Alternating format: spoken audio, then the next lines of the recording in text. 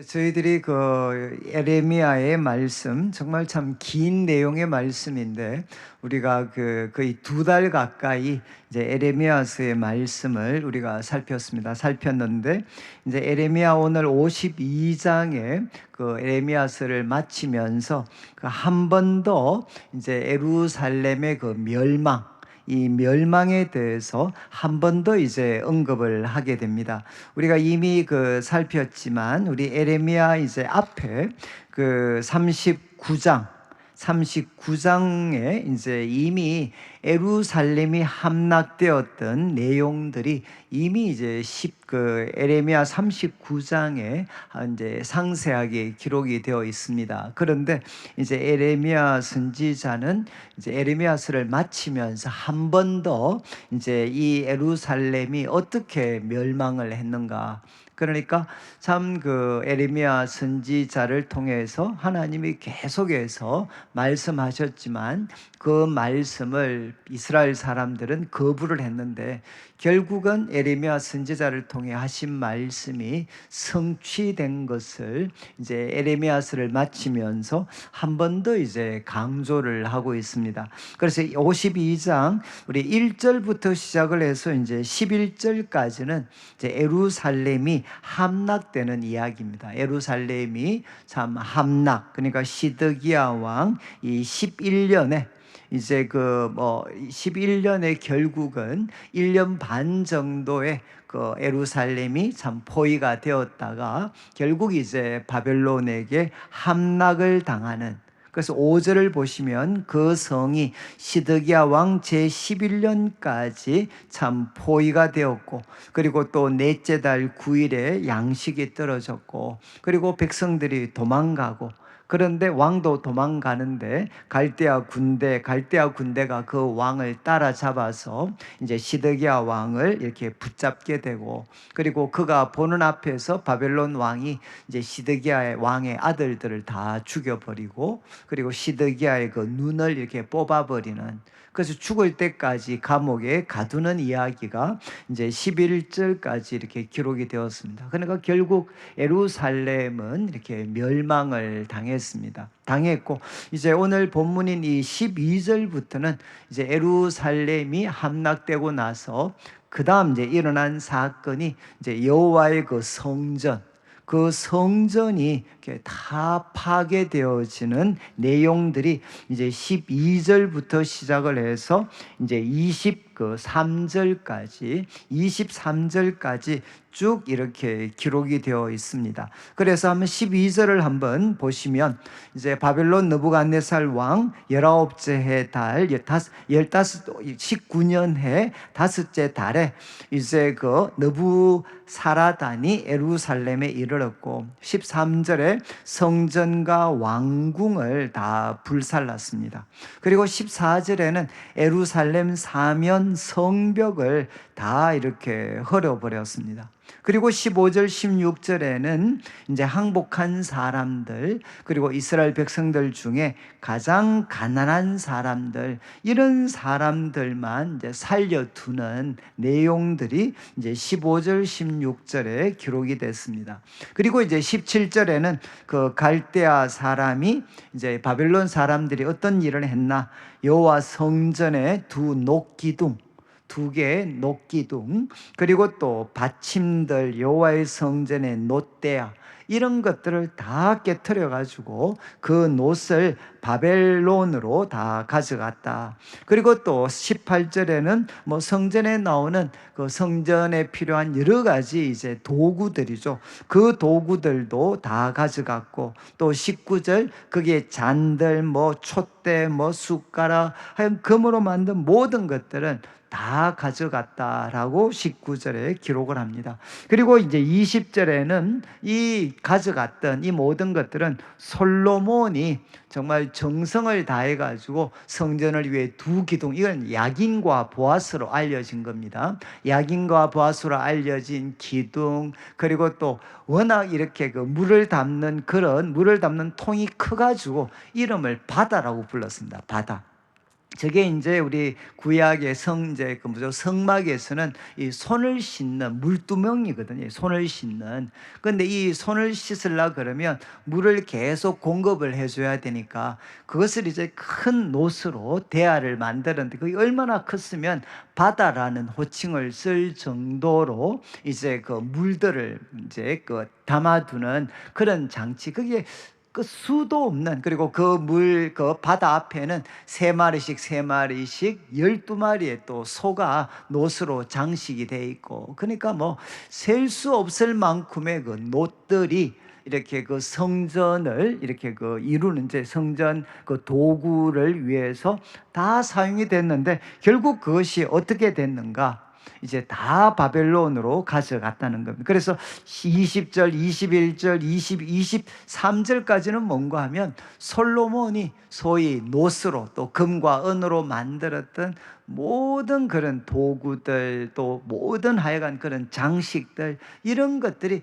다 황폐해지고, 그리고 거기 있었던 놋과 필요한 그 금속들은 다 바벨론으로 다 가져가 버렸다. 그러니까 결국 이제 23절까지 말씀은 이제 성전이 완전히 황폐해졌다는 것. 그리고 그렇게 정성을 들여서, 우리로 말하면 수많은 돈을 들여서 만들었던 것들이 이제는 다 그냥 놋이 돼가지고 다 바벨론으로 다 빼앗겨 가져갔다. 그리고 이제 24절부터 27절까지는 뭔가 하면 이제 성전을 관리하던, 앞에는 시드기야 왕이 눈이 뽑혔잖아요. 그러니까 왕입니다, 왕. 시드기야 왕, 그리고 정치적인 지도자들이 눈이 뽑히고 죽고 포로로 끌려갔다면, 이제 24절에는 성전에 섬겼던 대제사장, 또 부제사장, 그리고 성전 문지기, 그리고 그 안에서 있었던 모든 사람들 다 사로잡혀 갔다는 겁니다. 다 사로잡혀 갔는데 27절을 보시면 그들을 데리고 이제 이 느부갓네살 왕한테로 다 이렇게 잡아갔었는데, 27절 보시면 바벨론 왕이 하맛 땅 리블라에서 그들을 다 쳐 죽였다. 그래서 유다가 사로잡혀 본국에서 떠났다. 그러니까 성전을 섬겼던 제사장, 부제사장, 그리고 또 거기에 있었던 많은 서기관들이나 이런 사람들, 결국은 다 바벨론으로 붙잡혀 가서 이제 결국은 죽임을 당하게 됐다라고 기록을 하고 있습니다. 그러니까 이제는 성전이 황폐해졌고, 그리고 또 성전에서 섬겼던 사람들, 또 예루살렘에서 중요한 직책을 맡았던 사람들이 포로로 끌려가고 죽음을 맞이했다는 겁니다. 그리고 28절부터 30절까지는 뭔가 하면 이제 세 번, 성경에 이제 세 번 이스라엘 백성들이 바벨론에 포로로 끌려갔던 것을 이제 여기에 28절부터 30절에 정리를 합니다. 그러나 1차 포로는 느부갓네살이 왕이 되고 7년에, 그때는 유다인들이 한 3,200명 정도 붙잡혀 갔고, 그리고 18째 해, 이제 이때는 한 597년 뭐 이렇게 해가지고 이제 두 번째 또 포로로 끌려갔을 때, 그때가 이제 830명 정도가 끌려갔습니다. 그리고 이제 지금 최종적으로 세 번째 이제 이 바벨론 예루살렘이 이렇게 무너졌을 때, 그때 이제 유다 사람들이 이렇게 또한 뭐 745명, 그래서 그 총수가 4,600명 정도 잡혀갔다. 그렇지만 뭐 셀 수 없는 사람들이 이제 세 번에 걸쳐서 바벨론의 포로로 끌려갔다는 겁니다. 결국 이제 이 말씀을 통해서 이제 그 선지자가 우리에게 도전하는 게 무엇이겠습니까? 하나님께서 참 선지자를 통해서 그들의 잘못을 책망하고 또 회개하고 돌아서도록 그들에게 도전했지만, 그들이 그것을 끝까지 이렇게 거부했을 때 하나님이 말씀하신 대로 바로 그 심판이 그들에게 임하게 됐다. 그러니까 하나님께서 말씀하신 그 심판대로, 말씀하신 대로 이제 그대로 이제 이루어졌다는 겁니다. 저는 이제 이 말씀을 우리가 통해서 보면서, 오늘 우리가 낮에 뭐 2부 오늘 예배 때 나누었던 말씀이죠. 이게 오늘 말씀이 이제 첫 번째 예루살렘이 무너지는 거거든요. 솔로몬 성전이 무너졌습니다. 근데 오늘 우리가 이제 나누었던 그 이제 말씀, 그 말씀이 이제 세 번째 성전, 두 번 횟수로는 두 번째입니다. 이제 세 번 거 이제 이 헤롯 대제가 지었던 예루살렘 성전이 이렇게 또 이렇게 로마 군대에게 짓밟히는 예언입니다. 예언. 근데 참 재밌는 것은 여러분 솔로몬 성전이 이렇게 갈대아인에게 바로 짓밟히던 날, 그리고 또 두 번째 헤롯 대제가 건축했던 또 예루살렘 성전이 짓밟히는 날이 날짜가 같습니다. 날짜가 이제 같은 날에 8월 10일인가 이제 같은 날짜에 솔로몬 성전도 무너졌고 바벨론 사람들한테, 그리고 또 헤롯 성전도 이제는 로마인들에게 무너졌습니다. 그러니까 정말 하나님의 임재를 약속했던 그 예루살렘 성전도 결국 하나님의 백성들이 오늘 설교할 때 처음 말씀드렸던 것처럼 그 본질을 망각을 하고 그 어떤 하나님 백성의 그런 본질, 성전의 본질을 망각하고 아무리 화려하게 꾸몄다 할지라도 그곳을 강도의 굴렬로 만들어 버렸을 때 하나님께서 말씀하신 그대로 그 성전 그리고 그 예루살렘은 멸망을 당하게 됐다는 겁니다. 저는 그래서 이런 일들이 이제 우리들한테 교훈이 되어야 되겠죠. 교훈이. 그래서 무엇보다 참 우리 그 한국교회 또 우리 한국교회 성도들이 여러분 이렇게 화려하게 이렇게 정성을 다해서 지었던 그 성전 건물이 정말 이스라엘 백성의 미래를 보장해 주지를 못했습니다. 중요한 것은 무엇이냐? 하나님의 백성들이 하나님의 부르심에 합당하게 순종하고 하나님 앞에 전 진심으로 예배를 드리고 그리고 하나님 말씀을 배우고 그리고 그 말씀을 따라서 이 세상에서 순종하는 삶을 사는 것. 그래가지고 바로 이 열방, 이 세상에 하나님이 바로 빛이 되는 것을 그들에게 보여주는 그런 삶을 우리가 살 때 주님께서는 우리 교회, 우리 성도들의 미래를 책임져 주시게 됩니다. 근데 이제 우리도 알지 못하는 사이에 이런 그 건물의 외양들, 가끔 우리 이런 이야기 많이 들었죠. 이제 한국의 미래는 안전하다. 왜? 한번 여러분들 요즘은 좀 덜했지만 과거 같으면 이 밤에 비행기 타고 이렇게 서울을 아니면 높은 곳에서 서울 바라보면 붉은 색깔들이 많은데 그건 전부 다 교회였습니다. 다 교회. 이렇게 교회가 많은데 정말 하나님께서 우리 나라를 복주지 않겠느냐. 근데 그것은 반틈은 맞고 반틈은 틀린 이야기죠. 여러분 이 예루살렘 성전하고 누가 비길 수가 있겠습니까? 근데 이 성전도 결국은 그 본질에 충실하지 못할 때 이렇게 망하게 되었습니다. 그것처럼 이제 우리 교회도 여러분 우리 성도들이 참 이렇게 화려한 건물이 아니라 바로 하나님이 우리를 부르신 그 목적에 충실해지는 것이 여러분 우리와 또 후손들 그리고 이 땅이 복을 받는 길입니다. 복을 받는 길. 저는 그래서 이것을 우리가 좀 같이 기도를 했으면 좋겠고, 그 다음에 이제 두 번째 나오는 이 31절부터 나오는 내용은 뭔가 하면 하나의 이제 빛을 던져주는 겁니다. 빛을. 이렇게 바벨론이 이제 바벨론을 통해서 이스라엘이 멸망을 하고 예루살렘이 멸망하고 그리고 성전이 완전히 불을 탔습니다. 그런데 그때로부터 이제 시간이 참 지나게 되는 거죠. 여호야긴이 사로잡혀 간 지 37년. 보통 이제 여호야긴이 사로잡혀 갔을 때가 597년 정도, BC 597년 정도로 이야기를 합니다. 그러면 한 37년 정도 이렇게 지나가면 이제 597년에서 한 37년 정도 빼게 되면 이제 한 560년 정도 되죠. 한 560년. 그래서 멸망당하고 나서 20년이 이제 훌쩍 지나갔습니다. 그런데 이제 이스라엘은 끝이다라고 생각을 했는데 이 여호야긴이 누군가 하면 이제 마지막 다윗 가문의 이 왕의 적통 적통을 가진 사람입니다. 왕의 적통. 나중에 여러분들이 그 마태복음 1장에 이 다윗의 족보가 쭉 나오잖아요. 족보가. 그래서 요시야 다음에 여호아스가 여호야긴을 낳습니다. 여호야긴. 이제 여호야긴을 낳게 되는데 이 여호야긴이 폐위가 되는 거죠. 폐위가 돼가지고 이제는 시드기야가 이제 왕이 되었습니다. 그런데 정통 가계는 이 여호야긴이 마지막입니다. 마지막. 그런데 그 여호야긴이 어떻게 되나? 이제는 그가 포로가 되고 나서 한 37년, 그리고 이스라엘이 완전히 멸망당하고 나서 한 25년 후에 결국은 풀려나게 되는 겁니다.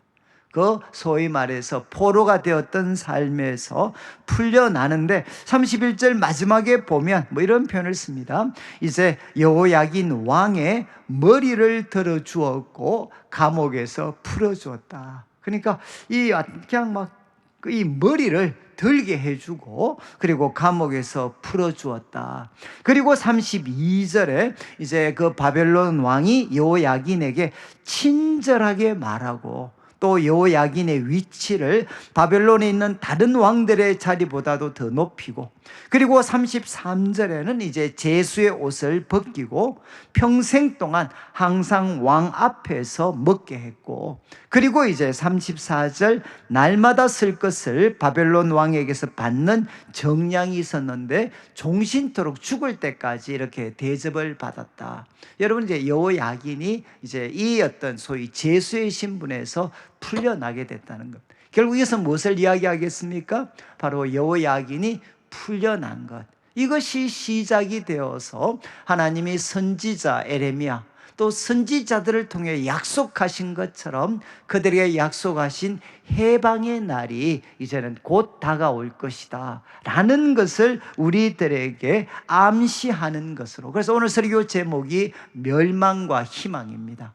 그래서 정말 이제 이스라엘 백성들은 선지자의 예언대로 멸망을 했지만 그 멸망으로 하나님의 드라마는 끝나는 게 아니라 그 멸망 가운데서 이제 하나님께서 희망을 준비하시는, 그래서 그 첫 번째 장면이 여호야긴 왕이 풀려나서 바벨론 사람들에게 극진한 대접을 받는 이야기, 이 희망에 대한 이야기로 이제 이 어떤 에레미야스가 마치게 됩니다. 그래서 오늘 이제 말씀을 마무리하면서 두 가지 기도 제목을 좀 나누겠는데, 첫 번째는 말씀드린 것처럼 우리 그 한국 교회가 너무 이제 이 외적인 것에 참 많이 마음이 빼앗겨져 있는 것 같아요. 저도 한 번씩 서울에 올라가서 막 이렇게 그 잘 지은 그런 성전들을 보면, 야, 이렇게 잘 지을 수가 있나?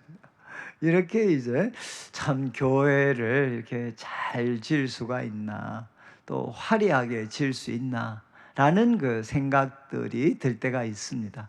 그런데 여러분, 그것도 또 하나님께서 우리에게 주신 은혜라고도 할 수도 있겠지만, 그러나 가장 중요한 것은 우리 한국교회 성도들이 하나님의 부르심에 합당한 사람으로 잘 우리가 회복이 되어져 가지고 참 우리가 하나님 앞에 참된 예배를 드리고, 또 무엇보다 하나님 말씀을 우리가 바르게 배워서 우리 삶의 현장에서 우리 다음 세대를 가르치고 해서 바로 우리 교회가 참 주님의 손과 발이 되어서 이 세상을 섬기고, 아직 복음의 빛이 비춰지지 않는 곳에 복음의 빛을 밝힐 수 있는 그런 교회의 사명을 우리가 감당을 해야 됩니다.